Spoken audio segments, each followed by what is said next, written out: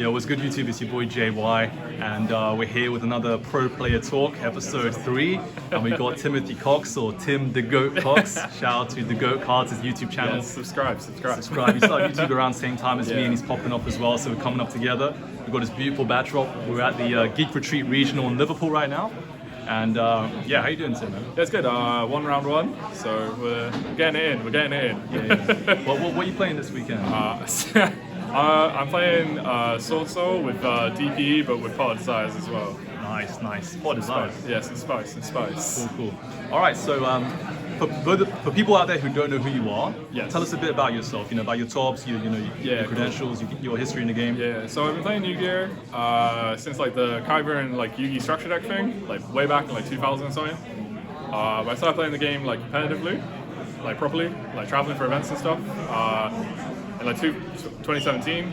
So like I live in Plymouth, which as some of you may know is like the middle of nowhere, right? So like I didn't used to travel much. I used to go like 2 regionals a year, which were like local to me, and like maybe nationals.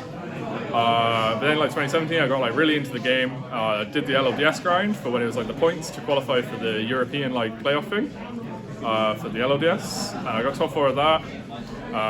Got second in the same weekend at YCS London. Won the UK Open 2 like couple of months later, which was like the largest European regional at the time. And then I also have like 3 other YCS tops, 3 Nats tops, and an ARG top randomly. So just want to mention that when he did the LLDS playoff and won the prize card, he came second. Third.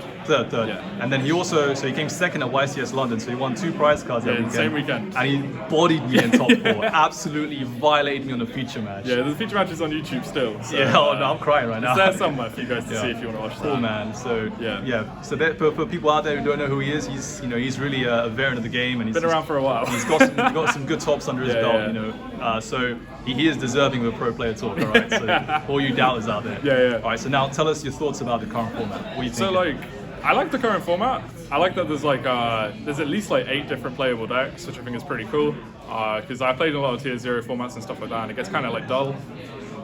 Changing the deck around to play like the mirror and stuff like that, it's kind of whack. So like, I have some problems with the format though. I think there's some stuff that's not very enjoyable. Like I'm sure as you know, like getting Scythed or Protoss just feels awful. But apart from that, I think the format's like really good at the moment. I think it's balanced. So hopefully they don't like check it too hard with balance and don't get rid of all like the cool decks and leave like everything to just sort of be around, but maybe like trim off the auto win stuff, right? That's what I'd like with the format, but I do like it. So so that's fair. I mean, like I've been asking the last 2 pro players this, so Christmas time, ban list, wish list. What do you want Santa Konami to hit for you on the ban list? I'd like Pappy Konami to get rid of Scythe and Protoss, like 100%. I think the PK deck just Scythe locks too consistently, and because now like you can do it in like basically every deck, right? Anytime you can make a Dagda with Fusion Destiny, you're getting Scythe locks, and it's kind of disgusting. So either like Scythe or Dagda the banned, preferably Scythe, because like Sanctum for Scythe has been like an issue in the game for like a while now. Like Protoss, he's a new problem, but I don't know. Like I know it's like you can't really ban the Sword Soul cards; they're too new. They haven't had their time in the sun yet. So I think Protoss is like the card to go for that deck, because being able to Protoss and like call any color, dark, light, whatever. And just like skipping your opponent's turn, I just don't enjoy that in Yu-Gi-Oh! Because it just feels like wrong, Like I don't like doing it to other people because it's time on the round quickly. It's cool.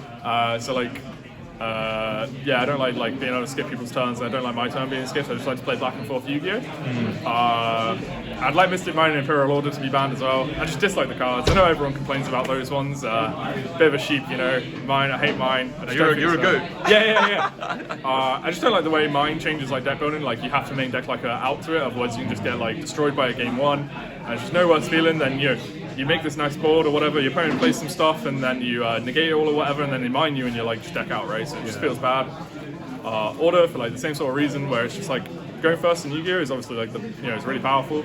But Order just feels like a card where you could like do like half a combo or whatever, but because you have Order, you just get the win. And I just don't agree with how that is. Like Saki won it, right? It was like when Maxi was at 1, I didn't enjoy it also. I don't want Order to be a free though, like definitely not saying that, you know what I mean? So I'd like those to be banned as well. And then something like fun to come back, like Grass or Mali to free or something like that. Just something fun, just something cool. Okay. for like deck building purposes. Sweet, sweet. Yeah. And now looking forward to January, we've got the Yes. Grand Creators, right, with the Yeah, Brave yeah, engine. Brave. So what are your thoughts about Brave?